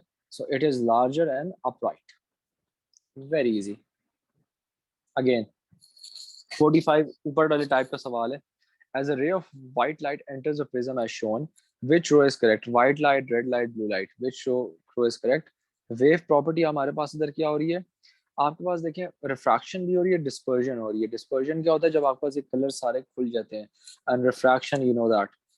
सो तो हमारे पास सी या डी में से आंसर होगा। And then second part is frequency of red light compare to the frequency of blue light. तो हम लोगों ने क्या कहा, इसकी वेवलेंथ सबसे ज्यादा है तो फ्रीक्वेंसी इसकी कम होगी, इसकी वेवलेंथ कम है तो इसकी फ्रीक्वेंसी ज्यादा होगी। तो frequency of red light compare to frequency of blue light, frequency red light की जो आपकी फ्रीक्वेंसी होती है that is going to be smaller. C is your answer. Okay, good good good good good. Hmm, another interesting question. I am sorry मैं आप लोगों के अभी चैट्स नहीं देख सकता। हाँ, मैं अगेन आप लोगों को बताता चलूँ कि मैंने वो बंद किया हुआ, so I won't be able to see them, so you guys need to kind of understand what I'm saying, and I'm just gonna hope you guys understand and आपके ज़्यादा सवाल ना हो। बाकी जो आंसर्स बता रहे हैं, I can't see them now। देखते हैं थोड़ी देर बाद अगर मैं चैट खोल दूँ, but the problem here is कि चैट खोलता हूँ तो फिर सब के सब शुरू हो जाते हैं, which I actually do not like and that's very wrong to be honest। तो अगला 46, a driver sits in a car, तो she has a rear, हमारे पास क्या है, she has a rear view plane mirror of 0.5 metre in front of her। तो ये driver है, और ये जो डिस्टेंस है आपके पास मिरर की, अच्छा ये वाला मिरर है, ये कितना है, 0.5 मीटर दूर है इससे। अब bus is 7.5 metre behind the driver, तो बस आपके पास 7.5 मीटर पीछे है। The driver looks the image of the bus in her mirror, how far is the image away from her. अच्छा, तो देखिए मिरर की एक क्वालिटी ये होती है कि मिरर से जितना दूर ऑब्जेक्ट होता है उतना भी अंदर से दूर नजर आता है। So if this is 7.5 and this total is 8 right, because बस से मिरर तक, तो 8 पीछे चले जाएं आप, इधर भी 8 मीटर पीछे उसको नजर आएगा। अब for the driver, remember the driver is sitting 0.5 metres away from the mirror, तो उसके लिए ये बेसिकली 8.5 मीटर दूर नजर आएगा उसको। तो think of this is the driver, this is the mirror, this is 0.5, दूसरा ऑब्जेक्ट है दैट्स 7.5 मीटर इधर दूर है। तो मिरर से कितना दूर हो गया, 8 मीटर, तो उसको इस पॉइंट से भी 8 मीटर पीछे जाना पड़ेगा। तो इमेज इधर बन रही है। अब now this image is how far from the driver, that's 8 plus 0.5 that's 8.5। हम्म, कौन से सवाल रहते हैं, कौन से आपके। अच्छा, ये करते हैं, एक और करते हैं, फिर 10 मिनट की ब्रेक लेते हैं। Two rays with an angle of incidence 60 degrees pass into a dilute and concentrated sugar water solutions. The refractions are shown. Which row is correct? So refractive index as concentration increases, speed through solution as concentration increases. Okay, refractive index. अच्छा, एक चीज याद रखें, refractive index की simple आप लोग basic जो concept है वो क्या है, रिफ्रैक्टिव इंडेक्स जितना भी आप जितना कॉन्सेंट्रेटेड मटेरियल में जाते हैं उतना रिफ्रैक्टिव इंडेक्स आपका ज्यादा हो जाता है। जितना आपके पास दोनों मीडियम्स में डिफरेंस होता है, the refractive index is greatest. तो refractive index as the concentration increases, तो रिफ्रैक्टिव इंडेक्स भी आपका ज्यादा होगा, सही है। एंड दूसरी बात याद रखें, जितनी कॉन्सेंट्रेटेड आपके पास सोल्यूशन होता है, लिक्विड होता है, उतनी जो आपके पास स्पीड होती है वो कम हो जाती है एक वेव की। एंड इसका फॉर्मूला में अभी हम वापस आके पढ़ते हैं, उस पर डिस्कस करेंगे। So speed through solution as concentration increases, तो the speed is also going to decrease. Speed decrease की, रिफ्रैक्टिव इंडेक्स इंक्रीज हुआ, सी आपके पास आंसर है। वन लास्ट क्वेश्चन, ये वाला 48 वापस आके करेंगे। 49, an object is placed in front of a thin converging lens, The diagram shows the path of two rays from the top of the object. सही है. An image of the object is formed on the screen on the right of the lens. How does this image compare with the object? तो देखिए simply हम लोगों ने क्या करना है, इमेज बनानी है इधर. इसको आगे आप लोग खींच लें और देख लें कि क्या इमेज बनती है आपके पास.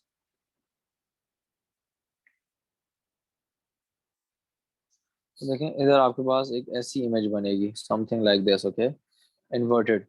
तो उन्होंने क्या कहा है, how does this image compare with the object? It is larger because it seems larger and it is inverted, so A is gonna be your answer. एक और तो नहीं आगे. अच्छा 50 करके जाते हैं गाइस, एक और क्वेश्चन से. खैर, three suggestions as to how the refractive index of a glass n may be calculated are listed. N is equal to speed of A divided by speed in the glass. Okay, तो याद रखें refractive index का एक ये formula है, n is equal to speed of light in air divided by speed of light in medium. तो यही आपके पास फॉर्मूला, तो वन तो सही है. दूसरा वाला है आपके पास लेमडा पे. याद रखें वेवलेंथ भी चेंज होती है, तो वेवलेंथ वाला भी फॉर्मूला हम लोग यूज कर सकते हैं. तो देखिए v is equal to F lambda है ना आपके पास. तो अगर आपके पास v चेंज हो रहा है तो f भी चेंज हो रहा है, तो we can also use n is equal to wavelength in your air divided by wavelength in the glass. However याद रखें हम थ्री यूज नहीं कर सकते फ्रीक्वेंसी. अब क्यों नहीं कर सकते? You should know that frequency जो हमारे पास है that is dependent on the source. तो जो फ्रीक्वेंसी आपके पास होती है वो आपके पास बेसिकली व्हाट यू से, it can not is not affected by your refraction और डिफ्रैक्शन व्हाटएवर. वो सिर्फ सोर्स पे डिपेंडेंट होती है. तो याद रखें जो आपके पास फ्रीक्वेंसी है, फ्रीक्वेंसी और है, ये इस पर कोई इफेक्ट नहीं होगा. And over here we're done with half of the worksheet. Now what we're going to do is interval 10 minute की ब्रेक. ओके, नमाज पढ़ के आ जाते हैं जल्दी से, सब जाएं. 10 मिनट बाद see you guys back over here. सही है, नमाज पढ़ के वापस आ जाएं बेशक.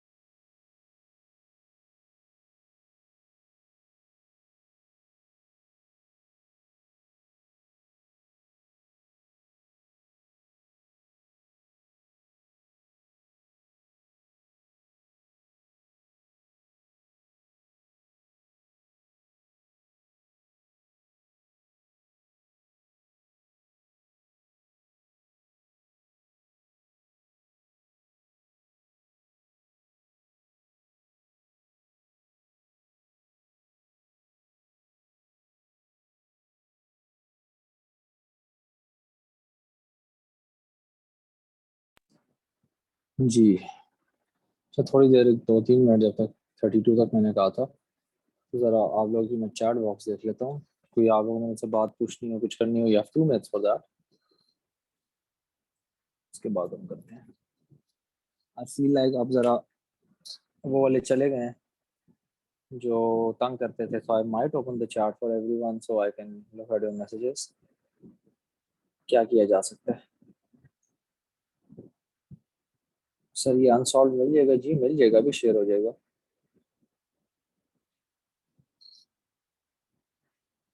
जी बिकॉज आई बिलीव ना, जिस बच्चे ने तंग करना होता है वो पहले आधे घंटे में तंग करके आई बिलीव चला गया होगा अभी तक।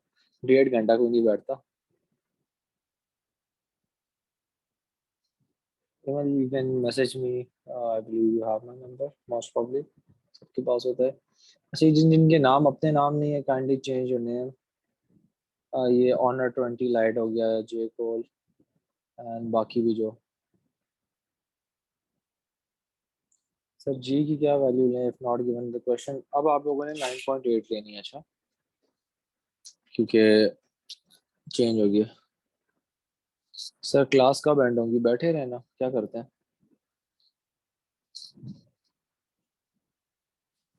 करते हैं, क्लास भी एंड हो जाएगी सर। मेरा प्लान है अभी आज थोड़े कर लेते हैं और भी।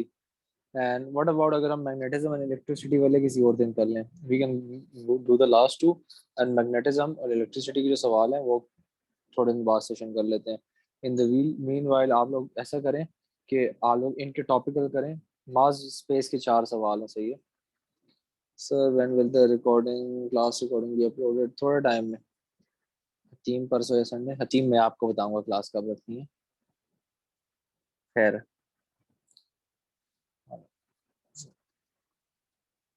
जी मुझे समझ आ रहा है। सर स्पेस का क्या हिसाब है? What's my YouTube channel name? Cosmo_PHYS. अच्छा, one more thing, I would like to make an announcement because आप लोग भी हैं इधर। अच्छा, I can't see your messages again। अच्छा, किसी ने मैसेज करना व्हाट्सएप पे कर दे मुझे। There are two things that I want to announce. First thing, कि our O level session that's going to be for your O level physics, O level chemistry and all other subjects like that। कि O level वाले हैं, अब तो आप लोग A level में जाने वाले हैं। That's starting from the 15th of June inshallah। So if you have your cousins, friends that want to join, do let them know because ये स्टार सबको चाहिए and inshallah हमसे पढ़ के स्टार ही आएगा आप लोगों का। And second thing, जो A level का सेशन होगा that's gonna start on the 3rd of July, Eid के बाद इंशाल्लाह। तो क्योंकि आप लोगों को हमने थोड़ा बीच में रेस्ट देना है, तो आई बिलीव सबको रेस्ट चाहिए होगा अपने पेपर्स के बाद। तो उसके बाद जब आप लोग देखेंगे, सही है, तो फिर देखते हैं, सही है। एक बार 10 मिनट्स ब्रेक, वापस आ जाते हैं, जल्दी जल्दी अब क्वेश्चन करते हैं, ये ख़त्म करते हैं, न्यूक्लियर करते हैं, स्पेस करते हैं, और आज के लिए काफ़ी है। फिर मैग्नेटिज्म और लाइट, मैग्नेटिज्म इलेक्ट्रिसिटी का एक और सेशन रख लूंगा मैं फिर। उसमें 1.5 घंटे में 30-40 सवाल हम सब उससे रिलेटेड करेंगे। तो गाइस आप लोग सच में मुझे मैसेज करना स्टार्ट कर दिया आप लोगों ने व्हाट्सएप पे। मजाक कर रहा था। अच्छा, question 51. A ray of light R is incident on the water to air surface with an angle of incidence theta. The angle theta is less than the critical angle C. तो theta is less than C. तो क्या होगा? Which statement describes the subsequent part of R? अब R critical angle से कम है तो ये क्या करेगा? बाहर निकल जाएगा of course। However, अगर ये critical angle से ज्यादा होता है तो टोटल इंटरनल रिफ्लेक्शन हो जाती है आपकी, जो आप लोगों को पता है of course। तो याद रखें, जब ये एक डेंसर मीडियम से वाटर से एयर में जाएगा तो इसका जो एंगल होगा वो बड़ा हो जाएगा रिफ्रैक्शन का। क्यों? When it goes into a less dense material, सही है, तो ये आपके पास नॉर्मल से दूर चला जाता है। So which statement describes the subsequent part of R? It travels back into the water. Back नहीं होगा, it travels back into the water, no. It travels into air with an angle of refraction greater than theta, C. Simple simple. चलिए 2 सवाल lenses के करते हैं। A parallel beam of light is incident on the thin converging lens. Okay. F is the focal point of the lens. Which ray diagram shows the light after it has passed through the lens? देखिए बस simple simple इसको आगे, इस वाले को focal point से गुजारेंगे और इस वाले को ऐसे ही सीधा खींच लेंगे, तो ये वाला पॉइंट आ जाएगा। ऐसा आपका ग्राफ बनना चाहिए। तो ये कौन सा है? ए बी सी बी देखें, याद रखें जो आपके पास मिड पॉइंट से गुजरती है लेंस की वो अनडेविएटेड लाइन होती है, बाकी जो भी लाइन होती है needs to pass through the focal point. अच्छा नाउ आई बिलीव जो तंग वाले बचे थे चले गए, just change the setting hoping के चैट में आप लोग थोड़े इंसान ही रहेंगे। Everyone let's hope again. So अब आप लोग उसमें कर लें, I will be able to see your messages. 52 done. Okay. Again, I'm hoping. Good now. B. Okay, 53. Which description of a sound wave is correct? Sound wave आप लोगों को देखें एमसीक्यू पढ़ने, उसको पढ़ने से पहले you should know what is longitudinal, जो sound wave होती है वो क्या होती है। It's a longitudinal wave and तो longitudinal wave में क्या होगा? A longitudinal electromagnetic wave नहीं, electromagnetic wave नहीं होती। सही है। A आपके पास फिर जो B है ट्रांसवर्स इलेक्ट्रोमैग्नेटिक वेव। अब ये है एक अपने सेंस में ठीक है, ये सही है, but the problem with this is कि sound wave is not electromagnetic, an oscillation of particles parallel to the direction of travel of wave energy. C is your answer. Good job guys, everyone, thank you। तो याद रखें जो longitudinal होता है उसमें parallel होता है, और ये जो परपेंडिकुलर ये आपके पास ट्रांसवर्स वेव के लिए। उसके बाद आपके पास 54 फिर हम लोग देखते हैं। हम लोग 54 देखें। So a scientific research board uses pulses of ultrasound to detect fish underneath it. Okay, a pulse of ultrasound is bounced from a group of fish 6,000 meters directly below the boat. The next pulse is sent out 2 seconds after the echo from the previous pulse has been received. The speed of the ultrasound is 1500 meters per second. What is the interval between the two pulses? A very interesting question to be honest।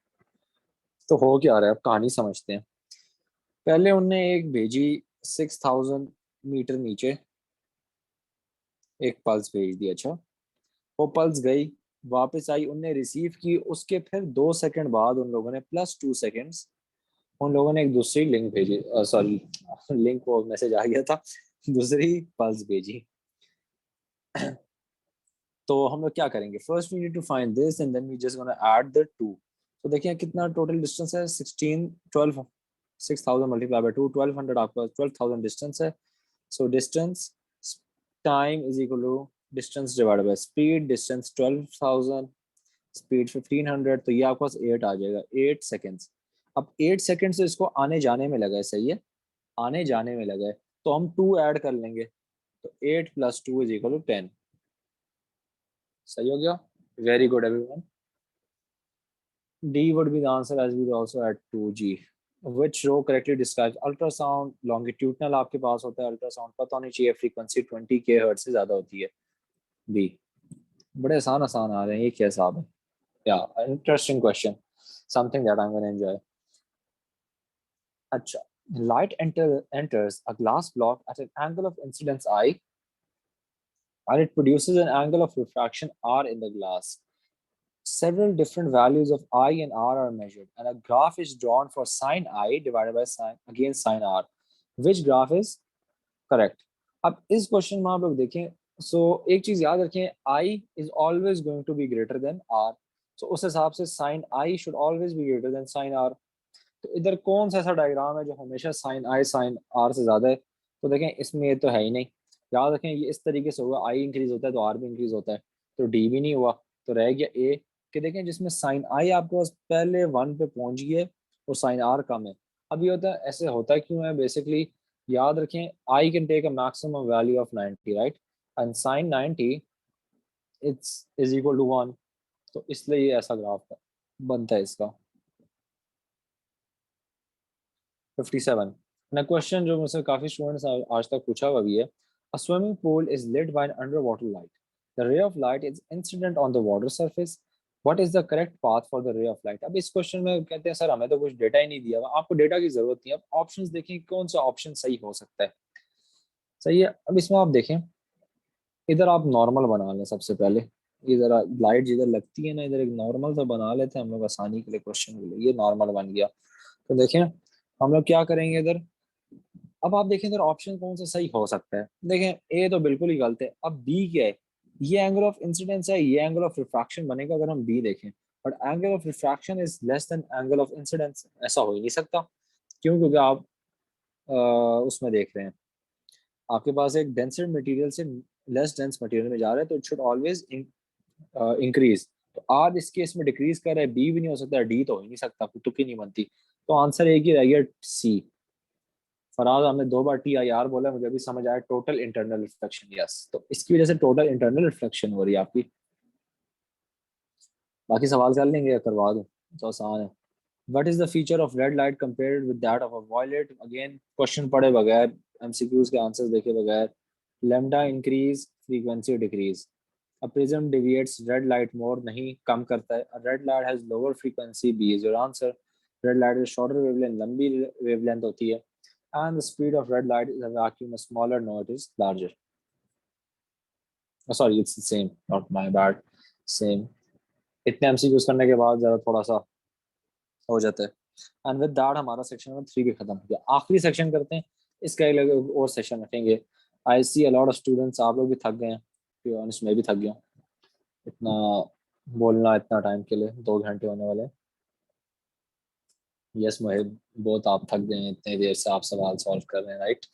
बोलते जा रहे हैं आप, understandable. अच्छा, section 5, nuclear physics.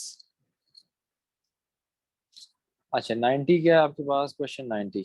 A student measures the level of radiation emitted from a radioactive substance. He places a detector very close to the substance. He puts different absorbers between the radioactive substance and the detector. The student results are shown. These results are corrected for background radiation. तो देखिए, corrected for background radiation मतलब background radiation भी हमारे पास हम लोग देखेंगे उसमें। तो नन जो हमारे पास हो गया, thank you Mohit, thank you, marking scheme बनाया आप। तो जी जुनैरा, थोड़ा सा सबर, अभी आगे हम लोग करेंगे। तो देखिए, जब नन था, कोई एब्जॉर्बर बीच में नहीं था, तो 95 आपके पास था, सही है। उसके बाद एक हमने थिन पेपर रखा। अब थिन पेपर क्या कर रहे हैं, सही है। थिन पेपर जो होता है आपके पास अल्फा को रोक देता है, ओके, अल्फा पार्टिकल्स को, सही है। तो अल्फा पार्टिकल्स जो आपके पास होते हैं, थिन पेपर रोक देता है। तो अब देखें कितनी रेडिएशन कम हो गई है, मतलब अल्फा पार्टिकल्स थे फ्यू मिलीमीटर ऑफ एल्यूमिनियम, ये आपके बेसिकली होता है बीटा के लिए। तो बीटा नहीं है, क्योंकि देखिए बीटा में कोई चेंज, 52 सेम, नो बीटा। फिर several centimetre of lead, gamma था इधर, सही है। तो गैमा 12 कम हो गया। तो हमारे पास क्या क्या है? Alpha and gamma only, alpha and gamma. Good students, अच्छे बच्चे हैं सारे। अब इस टाइप के सवाल एक मैं करवाऊंगा, बाकी आप लोग देख लेंगे। जी इशाल में भेज दूंगा, आई होप इट्स इशाल या ईशल तारिक, सही है। An experiment is done to measure the radiation from a radioactive source that has a half-life of 10 minutes. 10 minute का सिर्फ half life. The source is placed close to a detector that is connected to the counter. Okay. The average background radiation is 20 counts per minute. याद है कि जब भी ऐसा सवाल करेंगे, पहले ही आपने background radiation निकाल लेनी होती है। सही हो गया? जी एलिया, मैं भेज दूंगा। I hope again I pronouncing your name correct, एक तो नाम बड़े मुश्किल हो जाते हैं आप लोग के। ईशुल, करेक्ट। चलें, hope that's it, right? अच्छा, at the start of the experiment, the count rate recorded by the counter is 1000 counts per minute. What is the count rate 10 minutes later? तो पहले इस count rate से आप लोगों ने half life के लिए पहले ये 20 माइनस करना है, तो 980।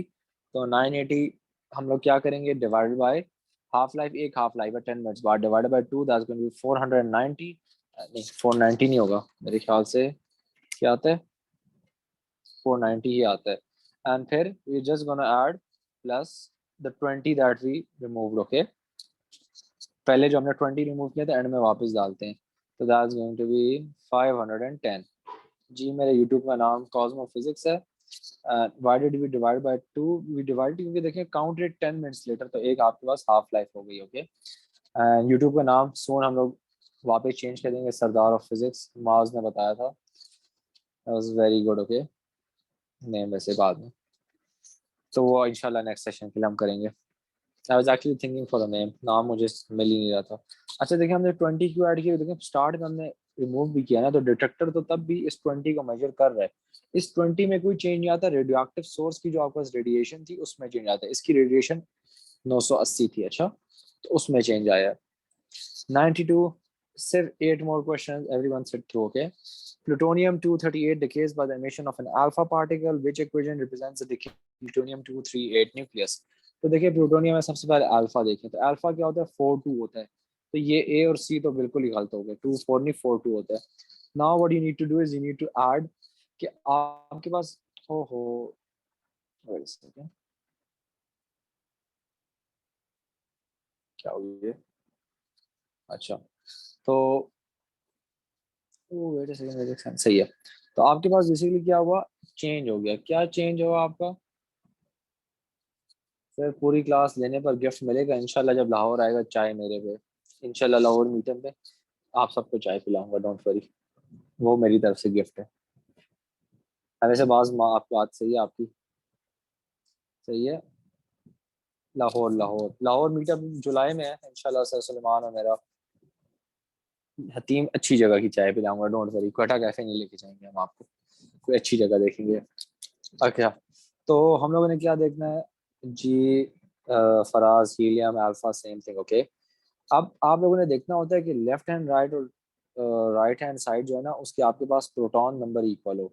तो देखिए इधर 94 है, इधर 92 प्लस 2, तो दैट्स गोइंग टू बी 94. नीचे वाला देख लिया कर, आसान होगा. इधर देखिए 94 है, हाउएवर इधर आप ऐड करें तो 98 बन रहा है. जी जी, कोटा कैफे लेजेंड्स के लिए होता है, बट ऑफ कोर्स अब पहली मुलाकात में मान लो उधर नहीं लेके जाऊंगा, अच्छी जगह पे चाय पिला दूंगा, टेंशन ना लें आप लोग. खैर देखते हैं, आओ अभी. जुलाई के स्टार्ट में ईद है, फिर मेरी बर्थडे है, तो I am gonna be busy here, then और भी काम शाम है, तो टाइम मिला तो इंशाल्लाह सर लाहौर का पक्का है इंशाल्लाह.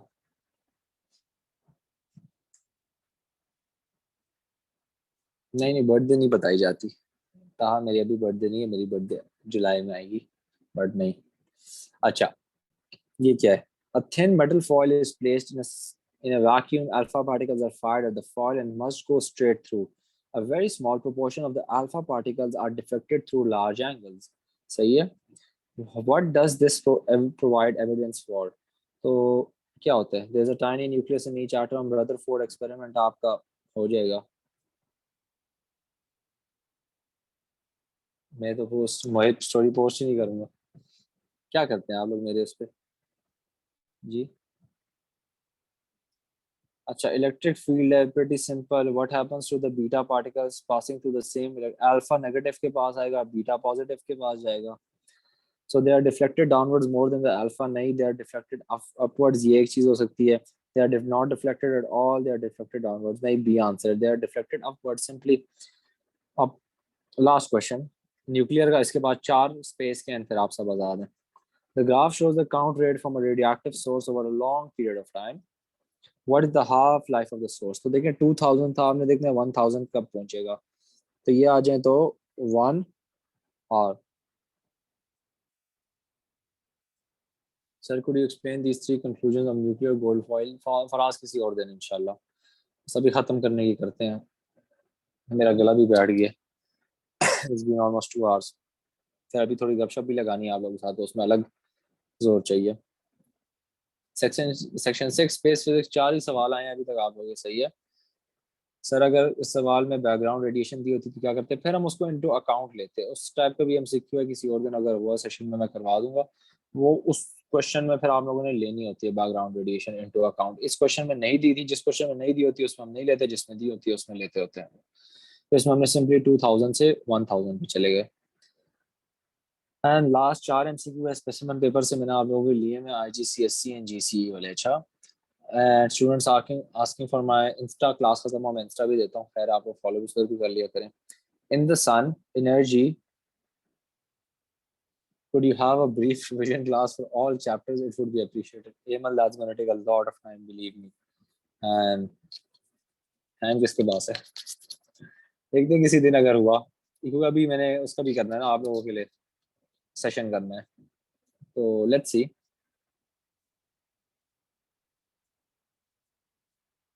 क्या रिवीजन चाहिए आप लोगों को, what do you want to go through the formulas. I have the formula sheet, you can just take the formula sheet. Sir we have a lot of time, don't we. जी जरा आप लोग फारिग है, मेरे पास टाइम नहीं है.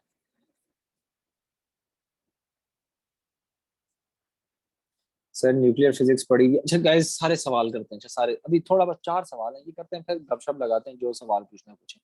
In the sun, energy is transferred from energy store. In which energy is being released, and what is the name of the energy that is released, that releases this energy inside the sun? देखिए nuclear fusion होती है, सबको आप लोगों को पता है, सही है। तो न्यूक्लियर फ्यूजन हो गई आपके पास, और न्यूक्लियर फ्यूजन तो डी आंसर हो गया। जी जी, आप हतीम जरूर कॉल करें, आप वो कॉल करें तो सही। Sir formula sheet for the P1 की नहीं होती, पूरे कोर्स की फॉर्मूला शीट है, वो मैं आपको दे दूंगा। खैर, the light emitted from a Galaxy is red shifted when detected on earth. Red shift पता होना चाहिए, ऑफ कोर्स आप लोगों ने थ्योरी के लिए पढ़ा होगा, आई एम अज्यूमिंग आप लोगों को आता होगा। थैंक यू इमादुद्दीन, आपने भेज दिया। अच्छा, how does the frequency of the light when detected on earth compare with its frequency emitted and what direction is the galaxy moving? अच्छा, frequency of the light when detected on earth, तो red shift में क्या होता है, आपके पास जो light होती है उसकी लॉन्गर वेवलेंथ की तरफ चली जाती है। लॉन्गर वेवलेंथ जो होता है आपके पास, अगर मैं वेवलेंथ ज्यादा कर रहा हूँ तो मेरे पास फ्रीक्वेंसी क्या हो जाएगी, कम हो जाएगी, राइट। तो frequency of light when detected on earth तो greater than the frequency of emission, या तो सी होगा या तो डी होगा।